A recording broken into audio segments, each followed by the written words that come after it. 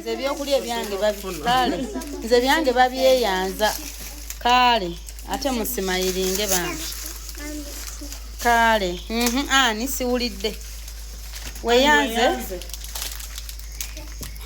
okay my baby bannange yenna anaawangula kiri mu tuwenca timu kyeya team don katulabe likodi abantu bali wano bali bize basiba bintu basiba birabo kiri mu tuwenca kikambwe Faima nawe akumazeeko plan sibitegedde bulungi naye oluvannyuma katimbi deetako eri eyawedde gaapu olaba tuze n'amasannyalaze ne gakomawo okitegeera kubanga oluyingira amasannyalaze ne gadda kubanga kiri mu tuwenca naye nga nyongera obbajjukiza team chairman team don ani agenda okusigaza rekodi. Tomorrow is our last meeting. Ate mloza luli wala bwancha tusabe mukama abukeze bulungi abantu bali wano betale emikolo gibawuba kati gwali eyo bane buli omu tegeka akasente kaffe mu ngalo buli omu waali buli nno abachairman batuwangula iye team chair yatuwangula nga bawangula nnyo olwokuba ffe aba team don twogera nnyo twogera nnyo ne mulowooza mbu eva ekyo sinza akyogedde naye nga mikwano omukolo gwatuuse dda era we twogerera tuli mu mikolo wakati enkya tulina bridal shower team don team chair nenga ndi wano emikolo gikyampuubira ddala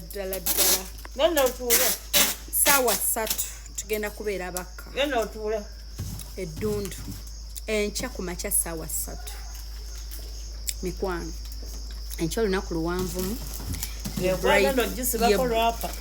lwaki ono byamulemye eddayo nona rap okufa obufi team don team chair yesaawa tulabe omunene mbanene olunaku lw'enkya ani asigaza rekodi eyo. Emikolo gyaffe giriwo ku Friday, giriwo tomorrow. I mean enkya, it's a bridal shower and it's our last meeting. Emikolo gyaffe abantu batandika okugenda e Kabaale on 20th ne 21st. So emikolo gya 22nd of November 2024. Bannange abatusabirako mutusabireko naye nga this is the day and the Lord has made, we will rejoice. Bane team chair mutulekere ekirabo ba team doni mutuleke yes batugondezemu buli muntu abako mukama we batuleke bagambe why bano kababe bakama baffe mu kintu kino. There is always one winner. Era leka mu buntu mukikole mu buntu nga batategenderedde team chair muleke team done wangule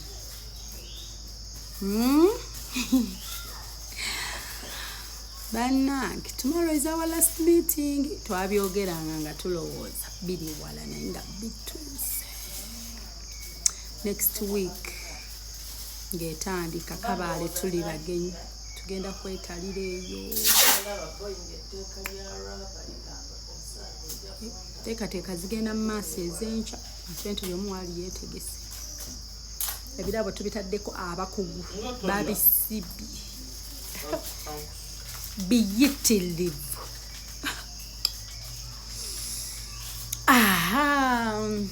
Nga mbalabira ng'emikolo gituuka nga Millicent bwati wagenda okwanjula mwana munne waabwe e Kabaale agambe nti ono ye musajja wange gwe nnonze weewaawo babadde bangi nga basaba bafumbirwe naye nze nnonzeeyo ono omulungi abasinga abasajja bonna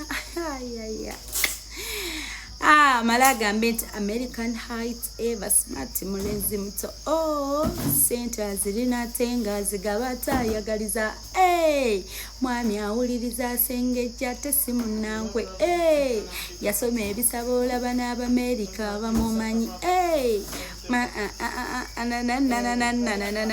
musotegeera mudu eyo mudu.